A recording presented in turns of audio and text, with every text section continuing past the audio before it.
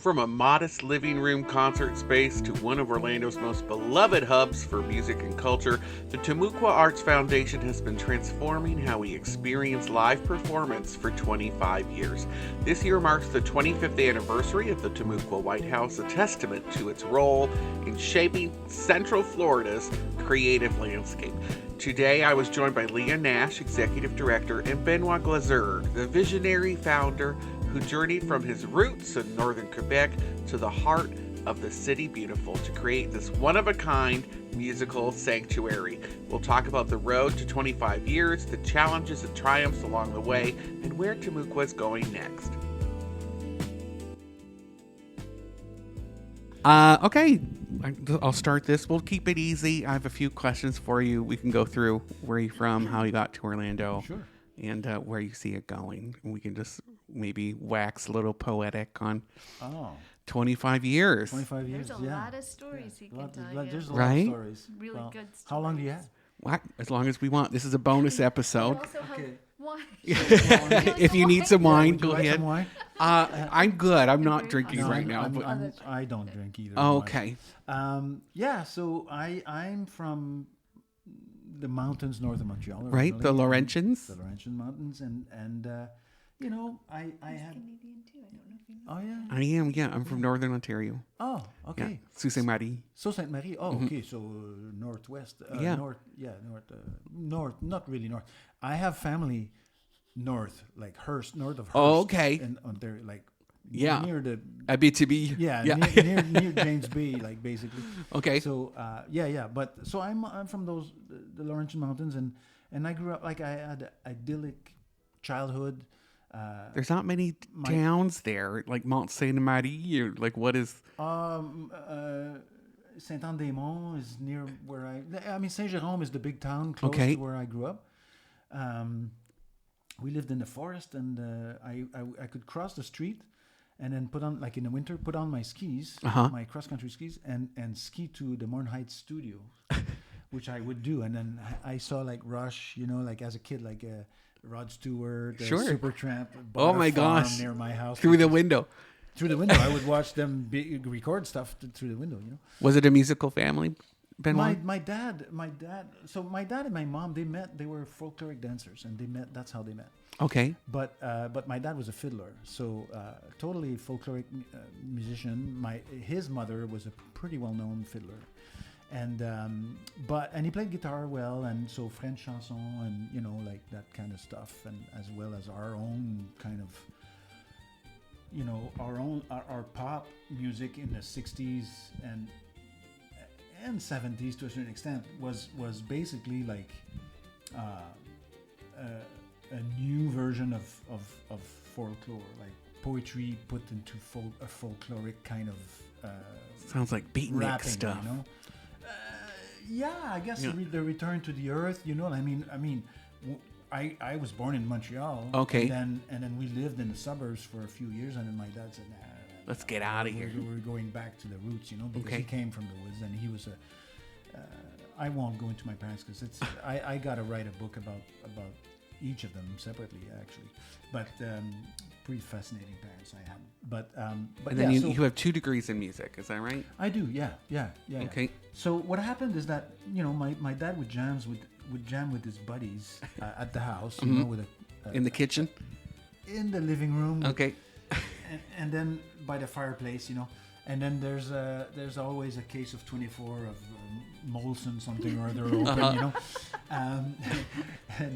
but so I never said anything, and then when I was I would like sit in the staircase, basically like. And watch the proceedings and never say a word. I never said anything. I used to not talk, and What? I still to this day I'm a loner. Like I'm perfectly comfortable in my office while the whole crowd is. That's why you give yourself tasks. Yeah. Yeah. He's got a lot of good stories too. But yeah. So and I at about 12 years old, I said, hey, you know, I'd like to participate, and he almost literally took me by he grabbed me by the ear, put me in the 1972 blue Econoline van, and we went to town, and he brought me to a jazz guitar player. Okay. In Saint-Jérôme, and this was summertime by then, and so all summer I had 3 lessons a week because my dad didn't know how to read music, so he played everything by ear. Okay. And he's excellent musician, but not. He didn't want me to be like that. Like he wanted me to learn how to read music, and so. By the end of, and my mom kept my workbooks. I filled out like 3 or 4 of these workbooks that usually you take a year to go through, to fill up. Nothing else to do in the woods, Benoit. Nothing else to do, Yeah. and 3 lessons a week, a lot of homework, not all that stuff. So, anyways, at the end of the summer, the guitars. My dad asked the guy, "So can you read music?" He says, "You can write music now." Like he's set for life, which I was. Like it honestly, like. Except for orchestration and some more exotic like 12-tone stuff, and like I didn't really learn anything in university. Like after that I haven't really learned anything new that I didn't learn that summer Institutionally. Yeah. I mean, that guy taught me everything, and plus, like the viewpoint of of harmony and music, like the theory of music and not the theory, but the sound, like the voicings and stuff of a jazz guitar player, is so different and so much more applicable to strings, to anything. Like when you write. But you were a professor, weren't you, at McGill? I taught at McGill for 10 years. So what happened is that essentially my dad said, "Okay, so what instrument do you want to play?" I'm back to 12 years old now, and I said drums. So I played, which is ironic because I learned all this theory to play drums. But I played drums, and then at high school, I wanted to play in the big band, which is after school, because I was going to be a scientist. So I all my classes, I didn't have time in my schedule for music classes because I had all like physics and chemistry and all these things, and so mathematics and stuff. So I got to the big band, and there's a great drummer who's to this day, Yvon Plouffe, is still a professional drummer. Like he has a career and stuff. So I wasn't gonna unseat him, Like I learned by playing with records with headphones on in my bedroom, prog rock kind of stuff, and the Beatles and stuff. Anyway, so I asked the guy, I said, "Well, okay, so if I can't play drums, like, what do you need?" He says, "Well, I need a first tenor who can play clarinet." I said, "Okay." So my mom came, and she was supportive, and she got me, like, I already had a drum set, like she got me a tenor and a clarinet. So and you learned it so you could be a part of it. That's what I did. So the 3 years, we have 3 years of high school. So that's what is that your inner jazz spirit that you can just learn and improvise like that? I don't know. I mean, I think music is music. Jazz. I'm not a jazz musician. I was never a jazz musician. I'm a studio musician. Okay. I was always a studio musician. What's the difference? Well, studio musician. Look, so if you're a jazz musician, you're an artist, right? It's all about your identity, your sound, your people hire you to sound like you. Like, okay. Michael Brecker. Like you wouldn't hire Michael Brecker to try to sound like a classical saxophone player. You want that sound, that harmony concept, like that stuff, that phrasing. So that's not what I was, and that's not what I wanted to do. I wanted to be a conductor pretty much right off the bat. I was conducting bands when I was like 14, 15 years old, like, small groups. Were you just hearing music? Did you just have, like, were there just ideas that you needed to get out? What led to that? No, we were playing covers, like, Supertramp and stuff like that, like in prog rock and stuff. That was my first exposure to leading groups and things. But then I went to college, and I did 3 years of junior college. We have a different education system in Quebec even than Ontario. So we have 1 year less of high school, but then we have 2 years of free college, and then you have 3 years to do a bachelor's instead of 4.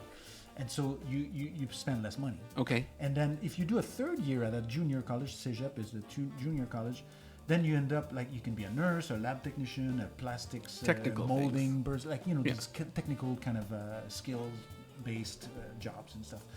And for me, it was the studio year was basically a jazz year, and that was a super intensive. So first of all, the semesters are longer than university. So instead of 13 weeks, they're 15 weeks. And then instead of in university you have 6 classes, right? Whatever, and like they don't meet every day. In Cégep, like that, it's a very intensive. So I think 8:30 was the first class. So you have like we had arranging for 1 hour. We had like improvisation for 1 hour. We had jazz history for an hour. We had like music musical boot camp. Blah blah blah blah blah blah. Up to 6 p.m. So it was very very very intensive. And So- we had composition also for 1 hour a day. I'm going to make a leap. So from McGill, teaching at McGill, Yeah. musical theory, was that? No. No, it was- I was teaching. I was conducting big bands. So Okay. I started conducting at 18 years old, like officially, like on tour, like throughout the North America, for example. And those were large groups, and so I played amazing. every. Yeah. 18. Yeah. At 18 years old. Yeah. I was playing like From the Laurentians. Yeah, I was playing like stadiums, basically, like large venues. I played every large venue east of the Mississippi and Wow. a few west, but I was never in out west, like really west, like California. And I didn't. We kind of hung out in the eastern half of the United States and Canada. So how did you fall into Cirque? Oh well, so that's the thing. So I conduct big bands and other classes. Teach other classes at McGill for 10 years, and then. Which is one of the best schools in Canada. Oh, if people don't know. Oh, this was like so. I didn't know. I got that job at 21 years old. So Big medical school, but for music, McGill. Like, so the Canadian saying is that Harvard is America's McGill, right? Because the Harvard guys, they say, oh, McGill, that's Canada's Harvard. And we say the other way around. So Good. In any case, I got the most prestigious teaching job in Canada, like 21. that's a big. At It's a 21. 21. I did Huge that- deal.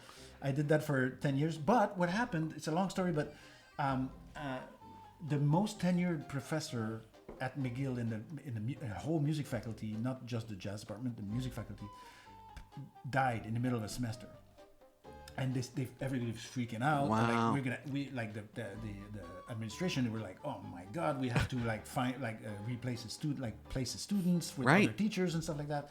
And they realized they had one student and one sax quartet. That's it. He was doing nothing, and he was the highest paid professor. So what they did is that they realized, they finally looked at the schedules and the book, and so they realized that the adjuncts were doing everything, and the Smart tenured man. professors were doing nothing. And so they fired all the adjuncts, and then they only hired the ones, the English speaking ones, by the way. After they filled up the schedules properly, appropriately. they made Gosh, it work. controversial professors. too. They What a put 'em to work. controversial move that must have been. I mean, so if Yeah, you did research, at the time. that kind of stuff. But it was a big deal, and but so I lost my job at McGill because of that. Ugh. And they didn't hire me back because I used to shave my head and I was a motorcycle and a little bit Bit of a rebel for a little the bit for of- the school. Well, it had a purpose. The reason was I couldn't get past the secretary to make copies. I looked too young, so I shaved my head to look a little bit older. And then recognizable. And and then also like gives you a little bit more intense Yeah, totally. look to you, Yeah. like the eyes and stuff. Well, I shave my head because I don't have any hair, but that's different. I had a lot of hair, but I shaved it.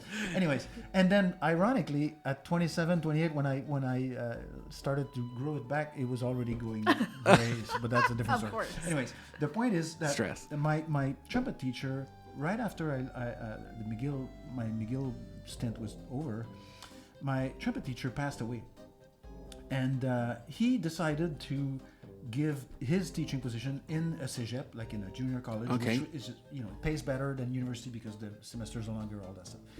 And he gave it to a colleague of mine. Like, he didn't give it to me, right?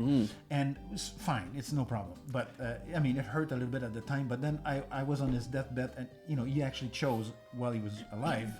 But I went on his deathbed, and he told me, listen, you don't need me, man. You don't need my help. You don't need, it's like, I have no worries with you. Like, you're going to have a career. Don't worry about it. Just do your thing. You'll be fine. So I said, okay, fine. And Closure. And then actually, Disney called me Okay. to go to Paris, Euro Disney, to lead the what was the Future Corps Oh wow! At Epcot, they used to be like one of the bands was the Future Core. It was like basically like a drum corps, a miniature drum corps. It was very entertaining and very. So you're already on their radar. Oh yeah, so they called me like that was like right after I lost my gig, basically 1996. But nothing happened of it, and then they ended up flushing the Future Core at some point, like. Early on here at Epcot, so they probably would have. There's not a long lifespan for. Well, the thing is, they decided to kind of like flush a lot of the bigger groups to go to smaller groups, whatever. Corporate decisions. It's fine, but the point is, they were looking at me because they were looking at a French speaker who could explain to French musicians how this thing works. Because Americans these guys didn't quite understand English, and then they didn't quite understand the concept of. There's a culture difference too. It's absolutely different. The sound is different. Like the playing is different. The phrasing is different. Everything's different. And marching and playing at the same time, they didn't know anything about that. And so we need somebody who knows. Okay, fine. Anyways, so and then after that, while I'm waiting to hear back from Disney, Cirque du Soleil calls me because I was conducting my own big band and it was in Montreal. And we had it was a society band, but I insisted on having a artistic season. So we had 4 events a year where I would do all the arranging or the composing, and then we would just play concerts, like real music for music. So at this point, you already have a pretty big name in the music scene in Montreal. If they're at this point, we're talking about 1996, 97. At this point, I'm pretty well known. I'm on live TV a lot, in the house bands, on talk shows and stuff. I'm also play trumpet for Omerta, so I'm not on screen, but this is the biggest phenomenon on television in history. It's a mafia cop series, and written by one of my people I knew, coincidentally, but my friend got the gig as a composer to write the music for that series, and I was playing in his band. That's the music I often play before shows, the stuff like that. And so it's like a fusion. It was a fusion band and stuff. But so I played that, and that sound with the harmon mute and stuff, with the very specific delays, it became iconic, and I was a star. Yeah. I mean, and the thing is, a scout from Cirque du Soleil saw me conduct this show, and it was a Brazilian show with a Brazilian rhythm section and singers and a big band. So it was 25 musicians, and he was really, I was really impressed. I really loved your relationship with the singers and blah blah blah, and we'd like to offer you the gig to conduct O in Las Vegas. And I said, oh, Vegas? And I hung up. I hate Vegas, and I hung up on him, but then 2 months later, I read in the paper they were opening a show in Orlando. Okay. And I said, oh, I can do Orlando. I can see that. And we had 2 kids at that time. And I called the same guy back. I said, hey, I'll do Orlando. He said, oh, what a coincidence. I'm going to a meeting right now. That's what we're talking about. And the composer of La Nuba, Benoit, knew of that television show. He knew my sound. I didn't have to audition. He said, wow. I want him. That's what I want. That's what I want.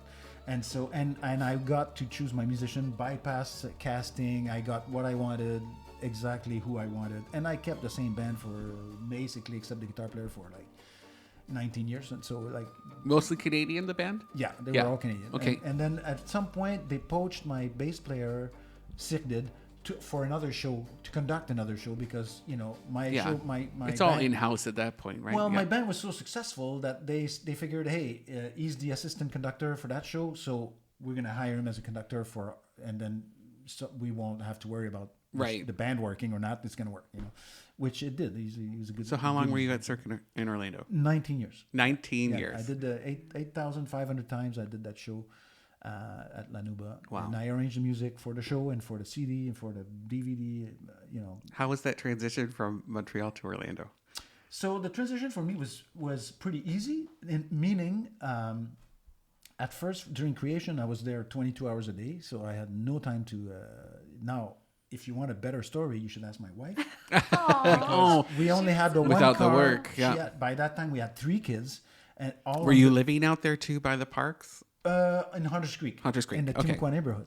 That's So how the name. yeah, that's part of where the name okay. came from. And so basically one car, 3 kids, and I needed the car. So but until I got a motorcycle, like she was no friends, 3 kids by herself, stuck at the house. She'd be lying. Like, did she speak English pretty well? No, she gets by. Yeah. And she even back then, like her English was pretty good. Her English is very good now, of course. Montreal. But Montreal, I didn't speak English until I went to college. Okay. But like a word. Yeah. And that's where you all met. You and Elaine met. We met at McGill. Like she was a student, I was a teacher, not her teacher, but I was a teacher. But yeah, that's where we met. So then what do you think, and I've heard this story from you specifically a couple times, but what led to you then creating this home So venue? at the beginning of the run of Cirque du Soleil, we were off on Tuesdays and Wednesdays. Why? I don't know. But like for the first, 3, 4, or 5 years, there was nothing happening in Orlando on Tuesday and Wednesday night. Just like it took us months to finally find a band. JD Daniel, now he lives in a trumpet player, he lives in DC now, but Tom Parmenter showed up. Anyways, it was like in a lesbian bar on North Orlando Friends? I don't know what it was called. Okay. I forget. But it was like in Winter Park, and it was a Tuesday or Wednesday night, and finally, but it took months. Like it was like, holy crap! Like how hard is it to find something to do on a Tuesday or Wednesday night? So we decided to have our own concert on a Tuesday night, September 19th, 2000, and that in your house, in my house, and we passed some flyers around. One of our recently deceased board members. Ran a pharmacy, a CVS, right on the corner where we lived. So he was the only business who allowed us to put a little poster on and stuff. So he became a longtime friend and eventually a board member. But yeah, we had like 25 people, and it was the band at Sick, and I wrote the Goldberg variations, Bach's Goldberg variations for that group, like a very eclectic instrumentation. And it was, and somebody at the end of the concert said, "Hey, when's the next one?" And I said, "Well, I never thought about that." Yeah. and then somebody said, "I'll play," and then that started, and then it was every month, and then twice a month. Like within 3 months, it was twice a month, and then within another 3 months, it was every week. Was it mostly like, were there a lot of Canadians that you found that came down for the gig that liked to come out? No, it was all locals? Oh, yeah. Okay. Yeah. No Canadians. I mean, there were Canadians from Cirque du Soleil, who worked there, who would come to our concerts. But no. I just feel like Canadians are more used to a home concert kind of deal. Maybe. Right? Yeah, maybe. Okay. I don't know. You tell me. My parents used to have concerts you were on born our. in Titusville, weren't you? My parents would throw concerts in our living room. Yeah. We'd get the seats from the hall and set them up. That was our job as kids, and then they get a band to come play. Yeah, for us it was perfectly normal in our house. Yeah. But I don't know if it was normal. When you're in every rural house. and there's not a concert hall nearby, it makes more sense, right? Exactly. Yeah. That's for sure. Okay. So then 25 years it's been. Well, you also did the visual art element there too. Oh yes. In the new house, like that was Hélène's idea, because a lot of our piano students, she's a piano teacher, and our kids and some of the other piano students took lessons from Vivian Kirstein, who was just here to watch a concert. She was one of the neighbors, basically, like in the next little. How do you call that? Like a development over Cul-de-sac,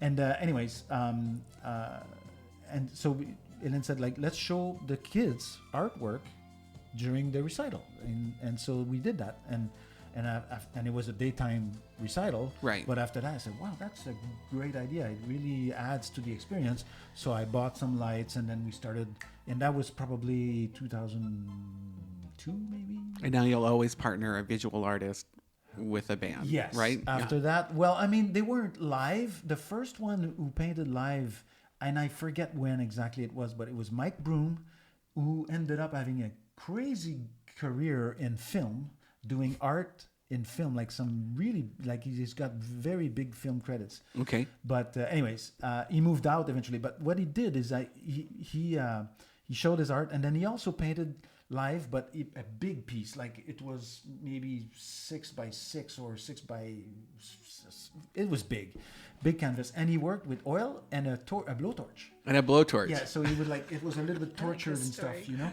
And then we opened the curtains, and so that people could see him in the backyard through the window behind the band. I was going to wonder if he did it in the, in the house. Yeah.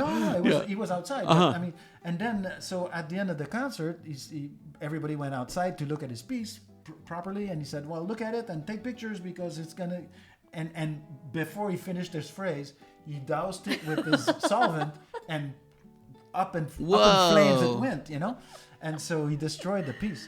So wow, like a mandala. Yeah, exactly. It was a very kind of cool experience. So I said, okay, we need to do that more often. And then we started doing that on a more regular basis. What made you want to make your house into a concert venue? Well, we ran out of space in the other house, ironically or not, with Brazilian Night. I think it was January 2004. In which actually some of the music I rearranged some of the music that I had impressed the Soleil Scout with Brazilian arrangements that I'd done. Oh, I forgot. So like I just repackaged it for a small group, and some of it was that, not all of it, but some of it was that. Anyways, it was fun.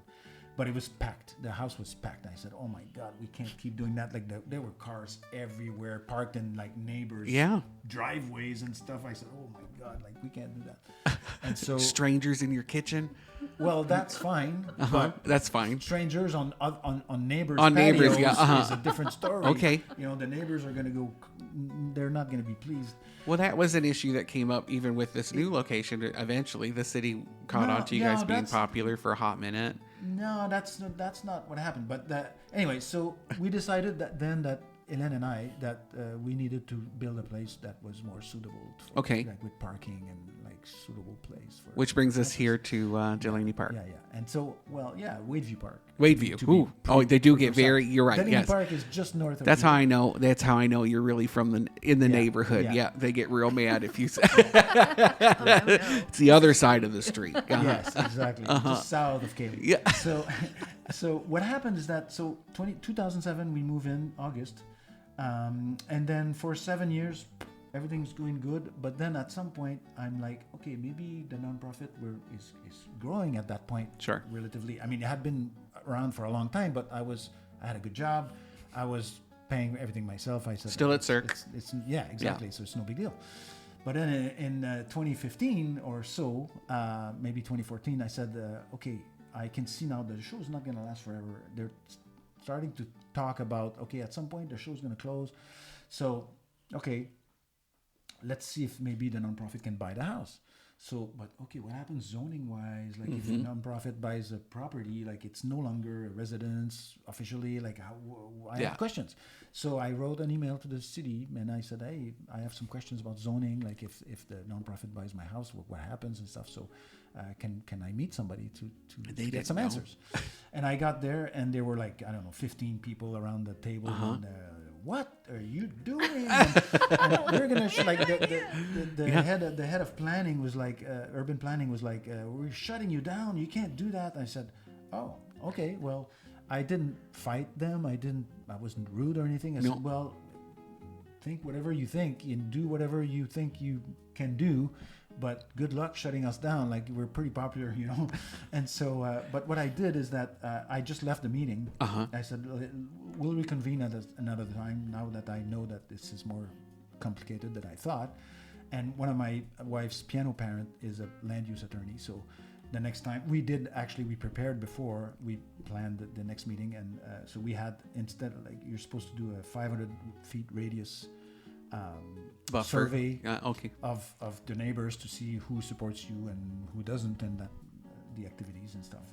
And we did 1,500 feet, so we went all the way, like way past. And then we got like 16,000 emails of support, and then we brought that to the meeting, and so it was a completely different thing. So okay, how can we make this work? And like so, the fire marshal came, and so that's when we got the 100-person limit because before sometimes we had more than 100 people here, And then she also suggested I get rid of the loose chairs in the room and get some for safety in case there's an emergency and people are trying to run out.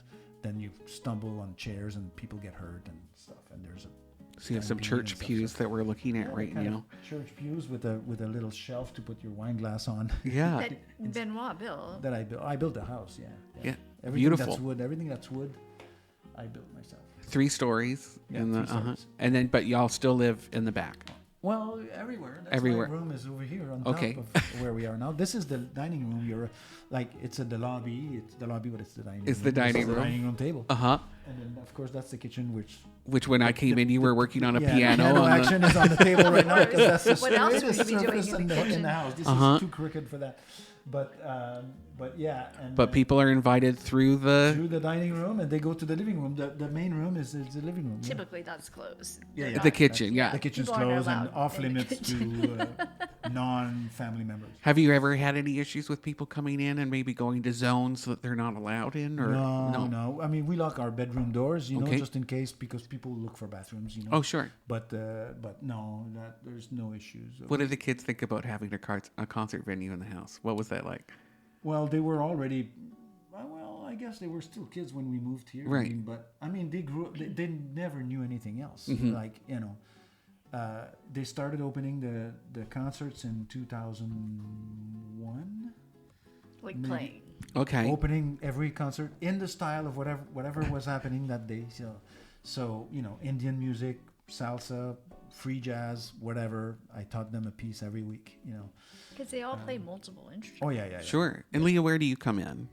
Oh, 23. 23, a long way after this. Right. I did attend. Like, I Yeah. came here as a Uh-huh. participant. I Yeah. came to shows, and I also was in one of your classes. The class at the library, Yeah. we had a composer teach Sure. composition at the library for free every Sunday Okay. for Yeah. several years. So you took It a was fun. composition class. I thought it was a songwriting class, so I strapped on my ukulele and I hopped on over to the library, and they were like, no, this, like, I thought we'd be like, Jamming out. like writing songs and lyrics and stuff. They're like, no, this is like ambient music. And I was like, okay, what? Like, what are you talking about? But you stay. And I almost didn't. I was like, I don't know what's going on here, but I decided to stay. And it turned out to be really fun. Uh-huh. And it made me look at music a totally different way. And it made me think I can do this. So I composed a little piece, and and it had some visual Got performed. elements. Yeah, Oh, got okay. performed here, yeah. All I'm a right. Timucua For performer. viola and electronics. That's right. Professional much. composer And now that then, you've been yes. published. Yeah. And I even had it at Creative City Projects Immerse. one Okay. year, so it was kind of fun. It was like it opened doors for me that I didn't know within Yeah. myself that I didn't know I could do. So you're already a fan. I'm a fan. And yeah, now you're a professional cheerleader for the nonprofit. basically. Okay. Yeah. So what's that look like? I would say that in our roles, there's only 2.5, 2 Uh-huh. full-times, 1 part-timer. We have our days are different completely every single day. We are all working on so many different types of things. We have 150 shows a year, so we're constantly thinking about how do we market this? And they're all different. That's part of what I love about Timucua. I love that Orlando has so many offerings that are specific, but I also know that if you come to a Timucua show, you're going to get blown away no matter what. Right. Because Benoit's curating it.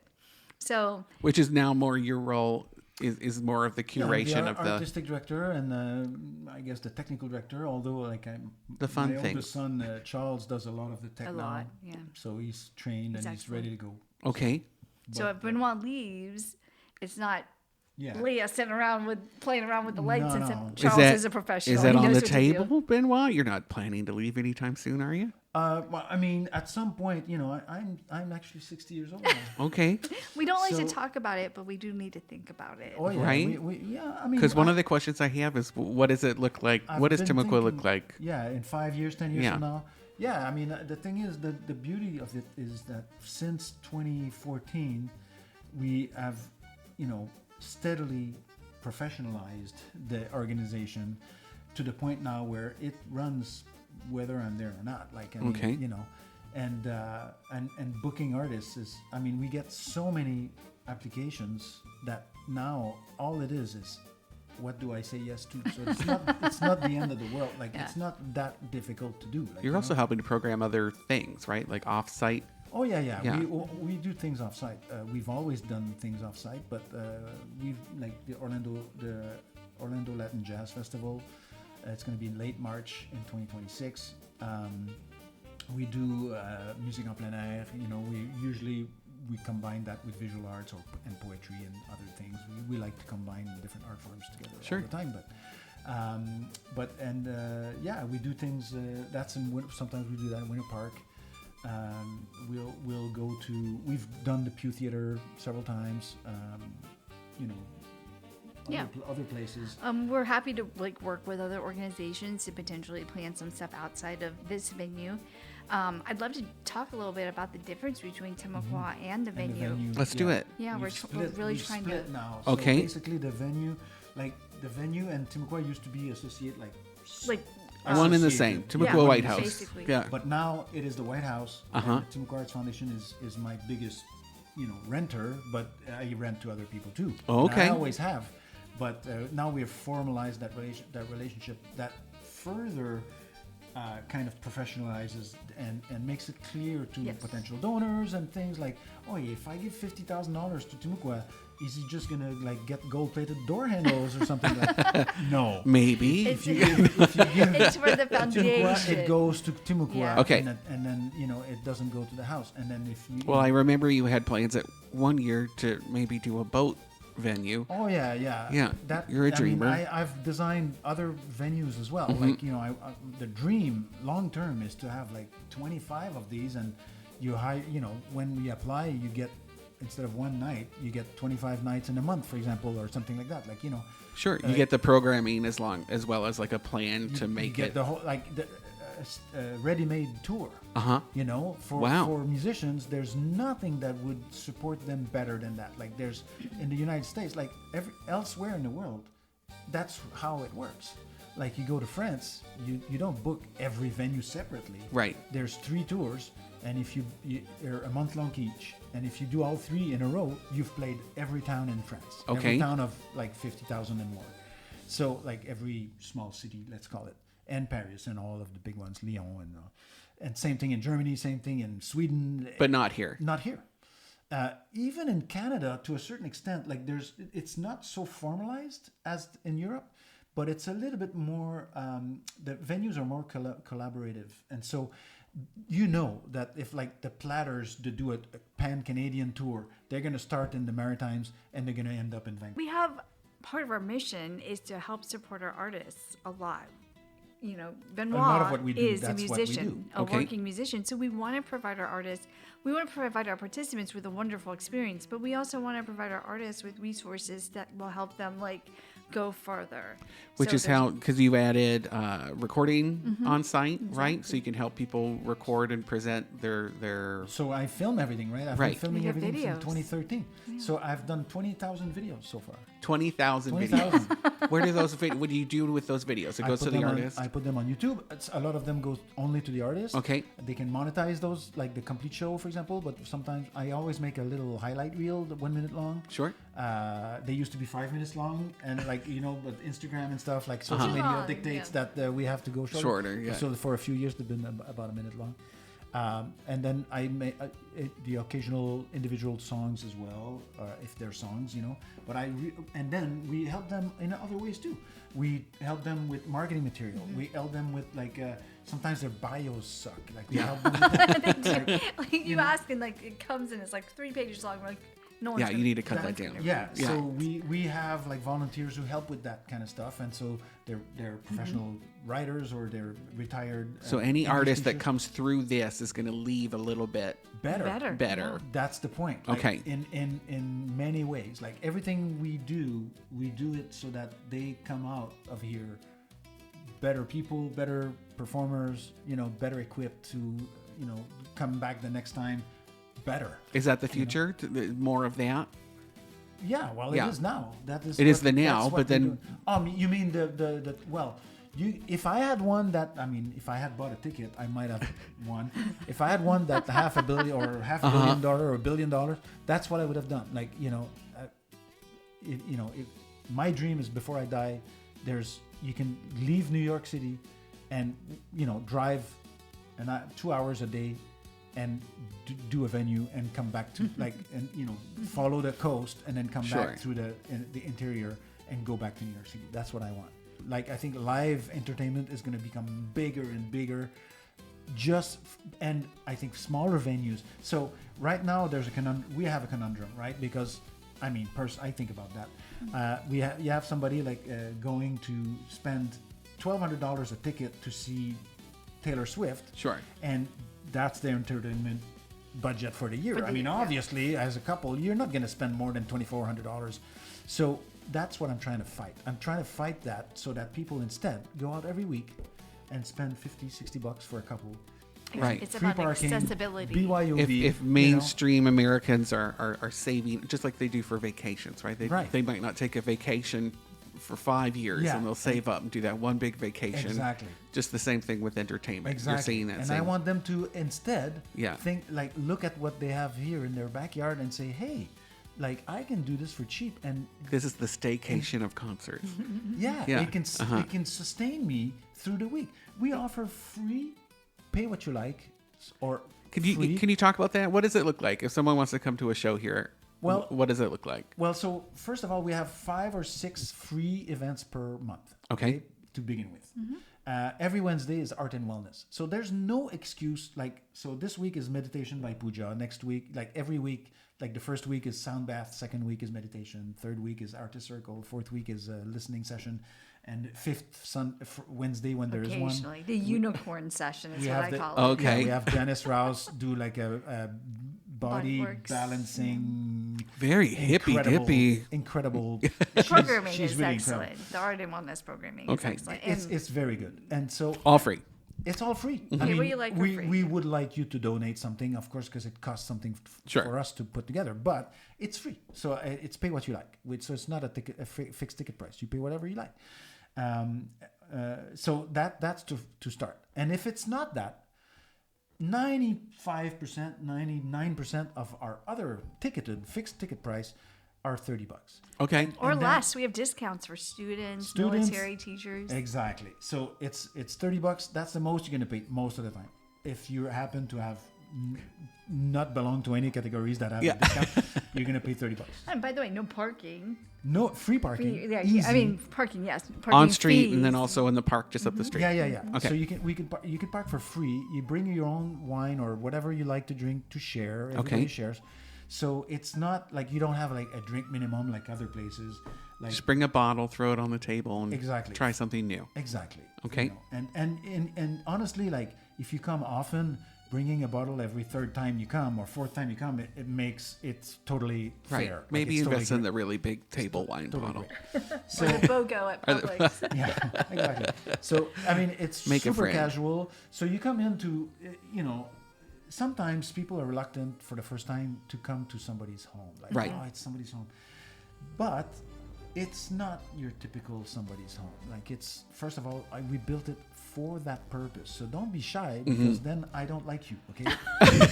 if you don't come to my house They're because you're very shy and you're hospitable scared, here. then That's your first filter to Yeah. filter out lame people. Well, As if no, they're- it's not that. It's I'm gonna like you more. If you want, if people are shy Uh-huh. about coming, it's because they're afraid of what disturbing somebody or Right, something like that. something I'm new. telling you, Yeah. people, that's the opposite. Okay, so I'm gonna like you more if I see your face at my house. Okay? Yes. Whether A lot. you pay anything or not. Uh-huh. Show up. Show up to my house. That's why I built it. I spent every penny. Yeah, I on a ever concert. made, and Don't I just will show ever up, make. but wait until there's a concert. Well, yeah. He's had that before. I get that every day. Somebody shows up. I just want to see inside. Well, okay, fine. I'm. Oh my gosh. I'm working, but okay. Yeah. You know, And they don't know. but that's fine. But that it's a small price to pay. But really, seriously, I mean it. Yes. My wife and I, we decided to invest the kids' college funds, everything into this project. Use it. That's what it's for. That's why it's So here. don't be shy. Come to my house and see a concert. Participate in the meditation.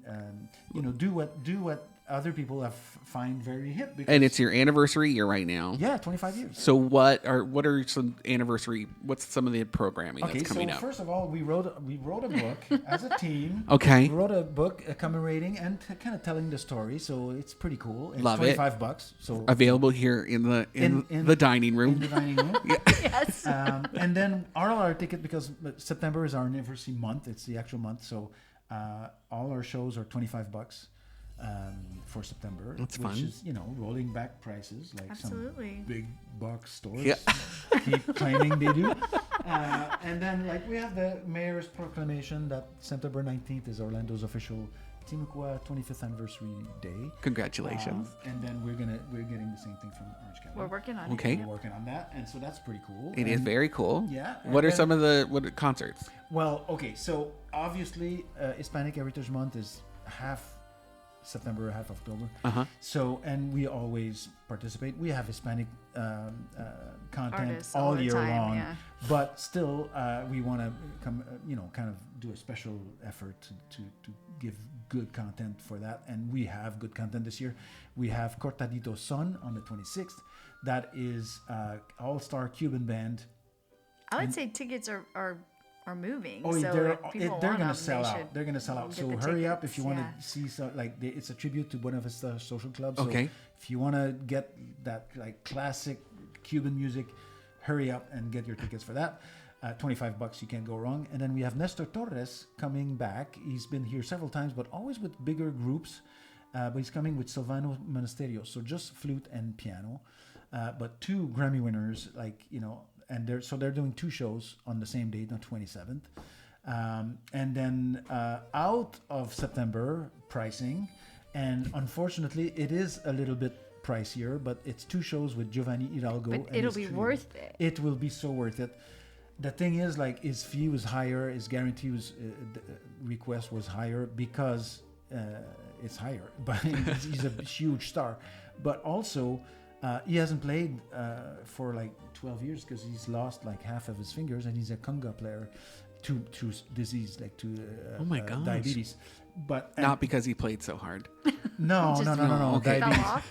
But the thing is, he's back on tour, and they contacted me and he said, "Oh, we want to play at your house," and their only stop on this tour, which might be his last tour, is here. Wow. In Florida. So Okay. he doesn't go he doesn't very play anywhere special. in Florida. It's very special. So $50 a ticket for that one. There's 2 shows. They will sell out, I know. So Giovanni's played with he's regarded, and he's in history books, as the greatest conga player of all time. So, it's something that's important, and I'm afraid, I hope not, but I'm afraid it might be the last time Wow. you can see him live in Florida. This is the chance. Is on October 3rd, yeah. Is there where can people go get more information? Oh, Timucua.com for Okay. sure. So I'm going to spell that Timucua.com. Passed the Our test. schedule's there. Yeah. On Lots of Facebook, other things. Timucua Arts Foundation. Okay. On my personal Facebook, Instagram. Instagram. If Yeah. people want to support, if there's Timucua any Arts. sponsors out there that want to throw some Yes, money at it. Please, because so there's a lot of special things. We do a lot of festivals now. We package our so chamber music of all kinds is Okay. in January. Timucua Amplifies Black Voices is on February. Opera Festival is March, and because we want to have a string quartet on top of the piano. Last year we had it with only piano, so we want to have some strings in Okay. there. So I need a sponsor for that. We'd offer that to all of our opera companies. Yeah. So they would utilize the same orchestra quartet, Wow. and then For they everybody, can. yeah. Great So- opportunity for Yeah, somebody so to I come in think as a we've got, sponsor. 9 or 10 opera companies coming. 9 or 10. Yeah. Okay. Yeah, in March. So it's pretty cool. Yeah. And and August is our jazz in April, world music in May, and then we always have a play in June, and then August is our international guitar festival, and we had 10 countries. I think we had 10 Wow. countries this year. Okay. It was excellent this year. Yeah. I mean, all of our shows really are, but they're super fun to come to. And Guitar Festival is fun because a lot of times it's a solo performer, so you can really just talk with them, from the audience. It's I a love really it. cool Low experience. barrier to the arts, low barrier to the musicians. Congratulations on your 25th anniversary, you guys. And Thank you so much. thanks for letting me pick your brain and hear your story a little bit. Sure. And we haven't even talked about the acoustics because that's Oh, another goodness. thing that's. Well, so drop it right now. important. Tell them right now how good those acoustics are Well, before they're before not we good. hang up. They're, people talk about, perfect acoustics, great acoustics. I have 65 different rooms that I can choose to give the musicians, whatever the context is, the perfect acoustics, the most adapted acoustics for them. Like whatever they need, that's what they get. Great. So I have opera singers coming from New York City. They fly, they record one song, they go right back. Because it's less Because to it do sounds it. so good. Because it's less to do it here than it is up And it there, and it sounds sounds so so good. good. Yeah. They save $15,000. There you go, guys. World class venue, world class talent. Timucua. Come and check it out.